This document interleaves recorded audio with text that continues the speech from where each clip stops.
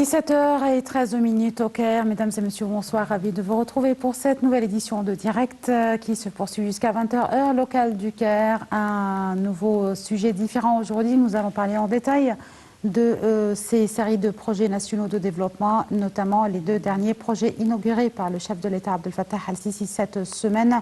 Premièrement, jeudi dernier, avec l'inauguration des usines d'affiliés de produits chimiques, et hier, ces derniers projets et services qui ont été inaugurés dans le gouvernorat de Suez ainsi que le gouvernorat du sud du Sinaï. Et bien sûr, comme le gouvernement égyptien qui est en course contre la montre et dans un temps record et aussi un rythme record pour finaliser ces projets, à noter que depuis 2018 à 2019, plus de 200 projets ont été exécutés et donc nous allons parler en détail de ça, surtout de ces deux dernières inaugurations aujourd'hui, non seulement pour améliorer la relance de l'économie égyptienne, mais aussi pour améliorer le niveau de vie des citoyens égyptiens et bien sûr encore plus améliorer le climat de l'investissement en Égypte. Les détails de tous ces projets nationaux de développement et également le projet national des routes, les 7000 km envisagés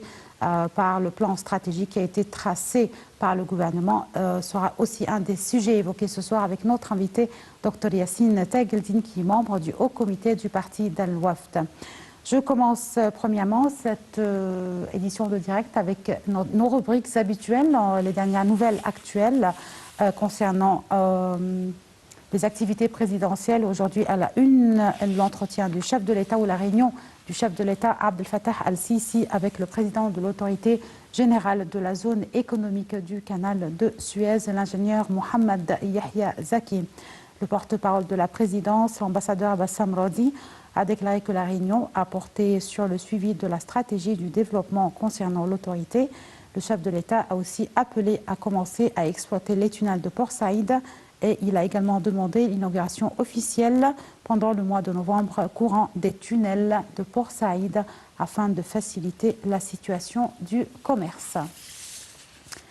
Une deuxième nouvelle qui concerne une des déclarations du chef de l'État Abdel Fattah al-Sisi à l'égard de son homologue américain Donald Trump. Al-Sisi affirme que Trump est un homme d'une lignée particulière apte à faire face aux crises. Le président al-Sisi a donc assuré être réjoui après avoir contacté le président américain Donald Trump. Et sur sa page Facebook, le président Abdel Fattah al-Sisi a ajouté qu'ils ont examiné les dossiers d'intérêt commun. Le chef de l'État a renchéri que Trump avait prouvé, comme d'habitude, qu'il est un homme d'une lignée particulière et singulière, apte à faire face aux crises et aux solutions tranchantes. Je réaffirme ma gratitude personnelle et la profonde appréciation de l'Égypte pour le rôle des États-Unis qui parrainent les négociations du barrage d'Al-Nahda. Et toujours aussi parmi les activités présidentielles, l'Égypte et le président Abdel Fattah al-Sisi qui a salué la signature de l'accord entre le gouvernement yéménite et le Conseil de transition du Sud. Sur son compte Twitter, le chef de l'État Abdel Fattah al-Sisi a déclaré « J'ai suivi avec une joie extrême les cérémonies de signature de l'accord entre le gouvernement yéménite et le Conseil de transition du Sud sous les auspices de Sa Majesté le roi Salman Ben Abdelaziz et en présence du prince héritier saoudien, l'émir Mohammed Ben Salman, et le prince héritier d'Abu Dhabi, Cheikh Mohammed Ben Zayed. Cet accord, a poursuivi le chef de l'État, est une importante étape sur la voie du règlement de la crise yéménite, renforce l'unité de ce pays frère et consolide la stabilité et la paix dans la région. Et parmi les nouvelles aussi, les dernières statistiques ou déclarations de l'ONU et surtout son sous-secrétaire général à l'égard de l'Égypte qui, selon lui, l'Égypte est un exemplaire ou une expérience qui trace l'exemplaire de l'Égypte dans le domaine urbain.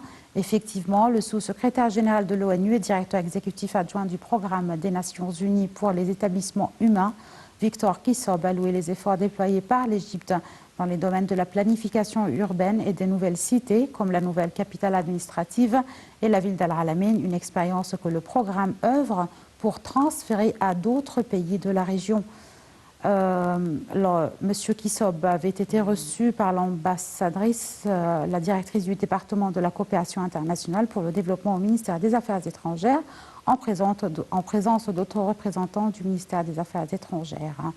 Ils se sont félicités que l'Égypte soit élu membre du Conseil exécutif du programme des Nations Unies pour les établissements humains pendant 4 ans, de 2019 jusqu'à 2023.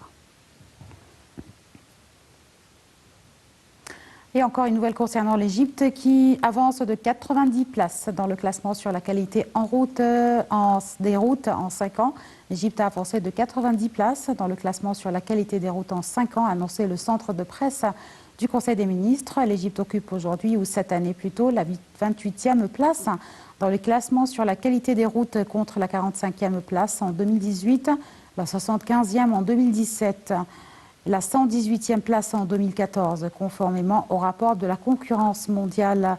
Ce progrès incarne l'ampleur des projets routiers entrepris par l'État et du classement de l'Égypte à l'échelon mondial.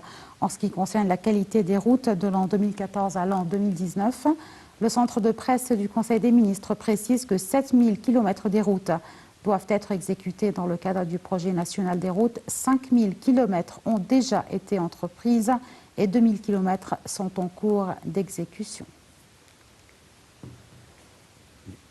C'est donc la fin de cette première partie avec ce petit tour concernant les dernières nouvelles locales en Égypte. De suite, on entame la deuxième partie avec des commentaires détaillés sur notre sujet principal qui est les projets nationaux de développement, notamment les derniers projets inaugurés cette semaine par le chef de l'État Abdel Fattah al-Sisi.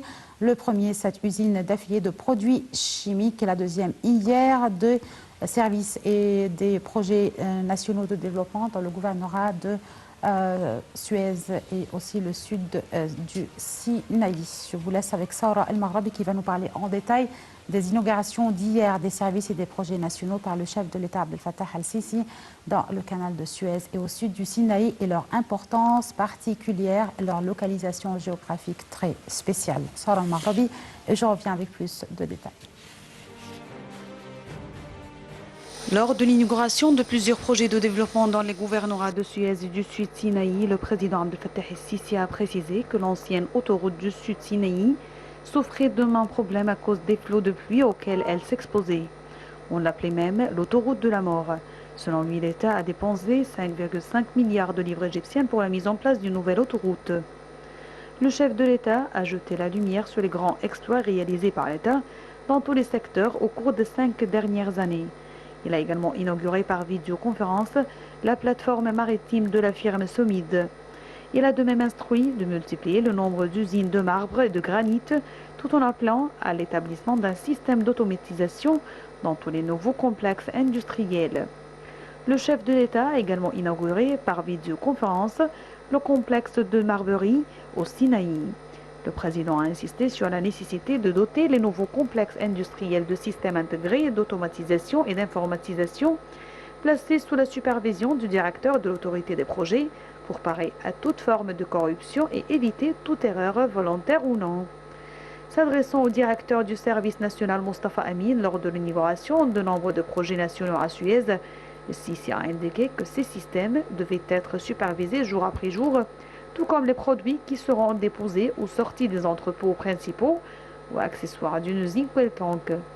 Le président a assuré que les points de péage sur l'autoroute ne sont pas uniquement des lieux pour collecter des tarifs, mais plutôt des lieux sécurisés pour venir en aide aux voyageurs s'ils ont des problèmes. En effet, soit la police ou l'armée sont présentes dans ces lieux, notant que cela s'inscrit dans le cadre du plan de l'État visant à contrôler le Sud Sinaï. En s'adressant au ministre de l'Habitat, Dr Ansem El-Ghazar, le président a instruit de commencer rapidement la construction de la nouvelle cité de Suez. El-Ghazar a pour sa part affirmé au président que le plan stratégique du projet et une étude de faisabilité du projet étaient actuellement en cours d'élaboration et que la première phase du projet serait exécutée au début de l'exercice financier prochain. Et dans une intervention faite à cette inauguration, le président Sisi a déclaré que l'État égyptien a fait d'énormes investissements estimés à 800 milliards de livres au cours des 5 dernières années en faveur de la réalisation de divers projets au Sinaï.